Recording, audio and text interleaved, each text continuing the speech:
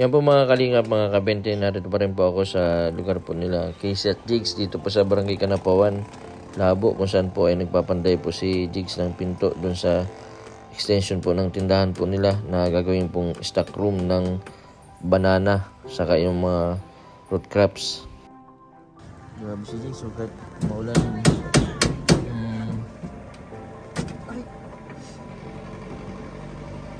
ayos ka lang pa di? Napako ka? Napukpok.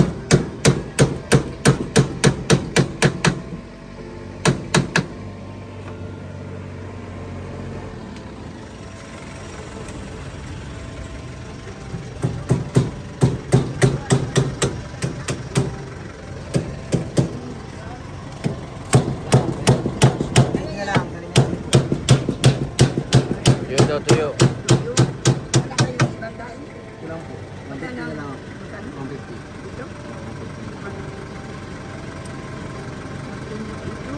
Pantinda, presyo magkano?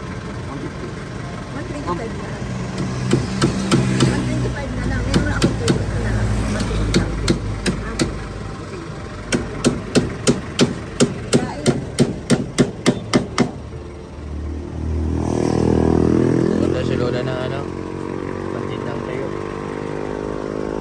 Galing ng paggagawa ni Jigs, oh. Pwede na. Pwede na.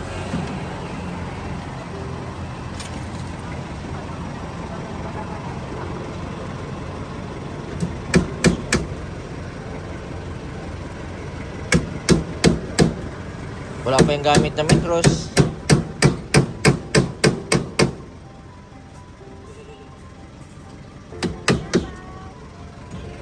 Kaya na yan. Wala pa yun. Merinda po tayo. Ay, merinda. Namin merinda. Jinsa ni mama, ni Lola, ni Jigs, ni Lungso. Ay, grabe. Ano yung nasa ibabaw? Ano yung nasa ibabaw? Star Margarine. Ay, sir, margarine. Sugar and honey blend. Ay, honey blend. Galing. Galing mag-ano ni, ni Casey. Masarap pa yun sa kape. Baka mag-ano sa Jigs. Masarap yun sa kape. Ngayon ang pambabuks yan sa baby. Kuha na kayo. Tignan natin. Bakit nasa iyo mga palaman? Ayun, iiwain pa ni Lula. Dito lang iiwain mo. Ay, masarap. Ay! Dapat ang palaman nasa ilalim gitna. Ikaw mo na yung margarine ko masarap. Ikaw mo na yung margarine ko masarap. Ikaw mo ang margarine ko masarap. Nakakadumi yan.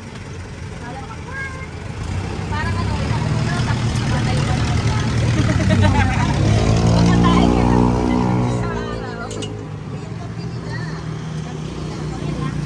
Galing ni Ganda oh. Jakes, kaya pala nananaba ka kasi asikaso ka ni Casey, Ay, ang bango ng daing. Ay, grabe, daing yung. Magkano pang kilo? Ano, nakuha kong 150 lang. Amuyan mo. 150 ang... Ganda. Sa mga gusto po mag-order ng tuyo. 150, pwede po kayong magpatani dito. Nag-ano sila talaga, sinasama nila, ganyan pag yung gulay niya gabi nga, may nag-ano sa akin, pinadalahan. Pinadala mo yun? Pansit ba to? Bakit mo yun? Nag-vlog ka dito na kasama yung pansit ba to? Ala, ulo sa akin, 2 kilo, pinadalahan ko. Galing pa, no?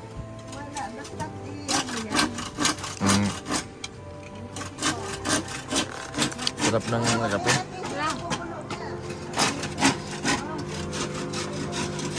Napakabait ni Casey. Ang mga bata talaga, nagiging mabuti lang sila. Nakadepende po sa pagpapalaki ng magulang.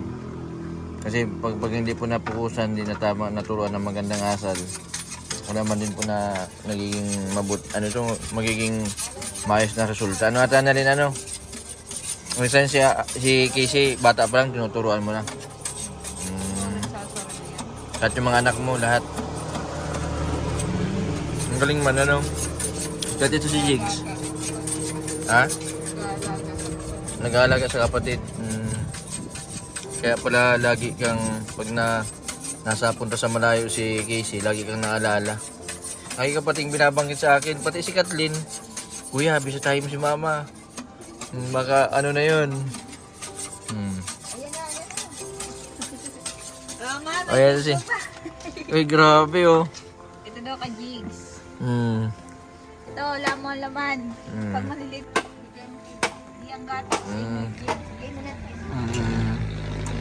Ito, gisip to. Sabutin mo lang ito. Sinabay ba?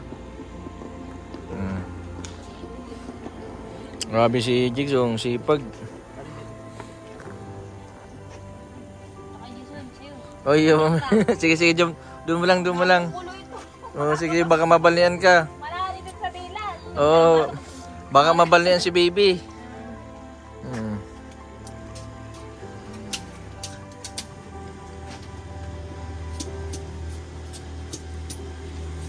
Okay lang pala kahit walang injection si Casey. Naging sitak masyado pag may Jason. Iba talaga pag inspired, ano. Nalalabanan niya yung sakit, ano. Nakakababa kami ng ilaw. Pag nga-appreciate kami, ay appreciate ang namin later. Ang lighter. Wala pa akong flashlight. Parang gusto namin din magkaroon ng ilaw lang doon na poste. Kasi pababang hagdan, delikado, malaki maging hagdan doon. Dapat kayo may ilaw. May solar. Uulan na naman po ngayon. Nandito po ako ngayon, mga kalingap, mga kabente, sa lugar po nila Casey, nila Lola. And pabalik na din pa ako ng Dait. Nakakatuwa si Casey at dito.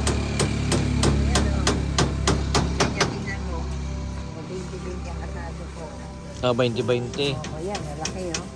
Ah, 20 ang atado nito. 20 nga, ganun. Ay Lola, mapili na ako.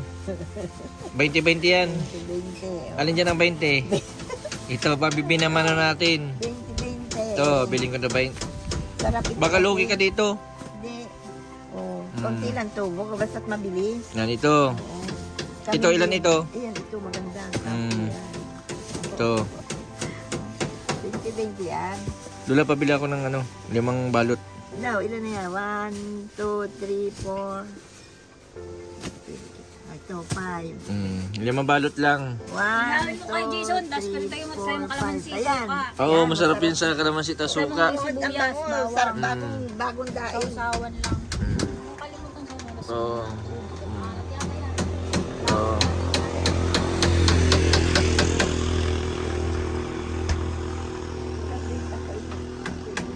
Gabi napaka ni Lola sa business. Ito po yung tuyo. Masarap ito prituin, lalo na sa almusal.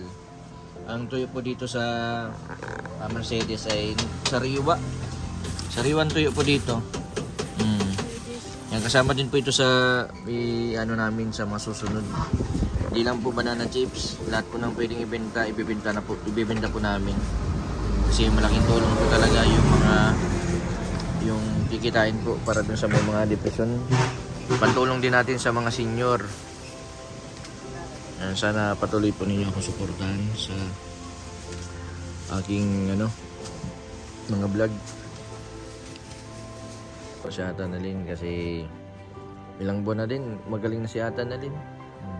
Kumusta man yung anak buhay mo dun? May nagugupit ka pa? Mabalik ka pang Batangas? Ang trabaho mo lang dito, kasama nila Jigs at Casey pagdi-deliver. Magkano ang sahod? Porsyento. Ay, may porsyento. Lola, magkano ang porsyento nila sa pagdi-deliver? Aba, ayun ay kwan.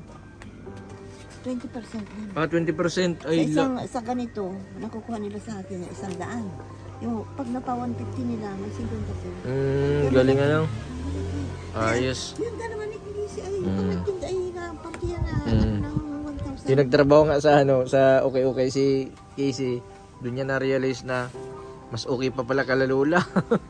Kasi doon sa okay daw, walang upuan, naghanap siyang upuan, wala nang makuha. Tapos alas maybe pa lang, pagod na siya. Ito, sagot ko na ang pagluluto ng pagkain. Habang maghapon na yun. Gabi Sige na po. naman, pero gabi yun. Doon ang Yan po mga kalingap, mga kabente. Si Casey po, tapos si Jigs, tapos si Lola. Sabi yung ano nila, yung kumusta yung closeness.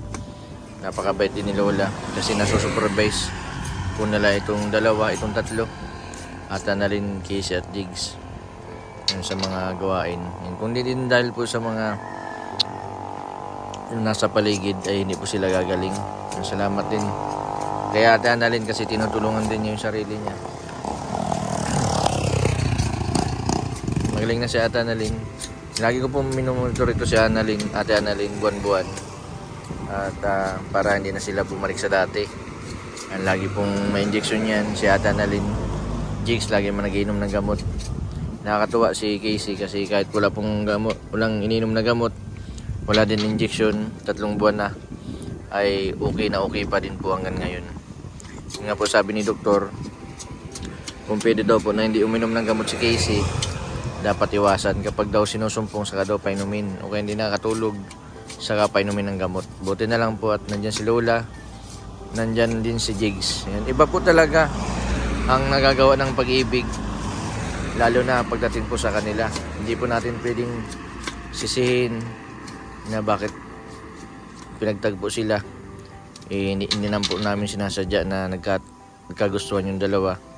Talaga pong siguro po sila po yung nakatadhana.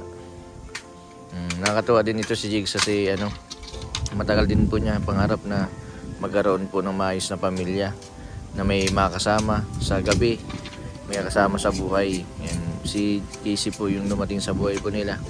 At ngayon po ay nagkaroon na po sila ng baby. Yan, 3 months na po buntis si Casey. Yan, malaking tulong din po yun sa kanila kapag pagka nagtanda po si Casey at Jigs, meron pong maalaga sa kanila, meron taga tingin-tingin. Iba po kasi yung tunay na anak. Kasi ang tunay na anak po ay hindi man po yan pinapabayaan ng mga magulang. Kasi paano na po kung wala na sila Lola, si Lolo, si Ate Annalyn, sila na lang po matitira si Casey at Jigs. Sino na po yung mag-aalaga sa kanila? Yan, buti na lang po at meron po silang baby. Yan, si man po, hindi po natin masasabi na si yung baby ay magkakaroon din ng depresyon. Kasi kung sa po ay Diyos na lang po yung Diyos po yung talagang mag-ano po niyan kung ano po talaga yung sana man po ay maging okay. Si Rubilin, nabuntis po siya na may depression. Pero ngayon po ay grade 8 na po sa San Felipe. Si Akira ay okay man po sa napakatalino ni Akira. Ayan, salamat sa lahat po ng mga viewers na patuloy po na sumusuporta sa amin. Yan, salamat din sa suporta po ninyo kay Bench TV, kay Virgilin Curse, kay Pugong Biyahero, kay Kalinga Prab, Kuya Bal, sa lahat po ng mga charity vlogger na tumutulong po sa nangangailangan. Yan, suportahan din natin yung mga project ng DSWD kasi alam po natin na ang DSWD po ay malaking tulong po yan sa lahat po ng aspeto, sa mga kabataan, sa mga naghihingi po ng tulong sa medical. Yan, marami po silang tutulungan. Hindi po lahat ng mga po ay nila gawa ng sarami po ng humingi ng tulong.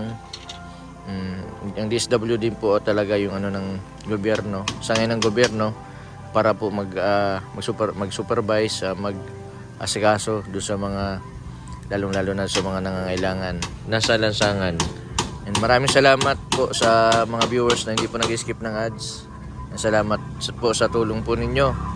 Yan, sa mga susunod po, inuunti-unti ko po yung facility, yung banana chips, tapos luto ng banana chips, pati po yung facility ko sa Barangay San Isidro. Sana mabubungan ko na yun. Kaso kinakapos dahil mas inuuna ko muna po yung panggamot po ng mga pasyente ko na may mga depresyon. Maraming salamat po sa patuloy po ninyong suporta sa aking YouTube channel. Sa mga hindi po nag-skip ng ads, maraming salamat po. Sa mga hindi pa po nakapag-subscribe, pa-subscribe po Mr. Ben TV Vlog. Maraming po salamat. God bless po sa inyong lahat.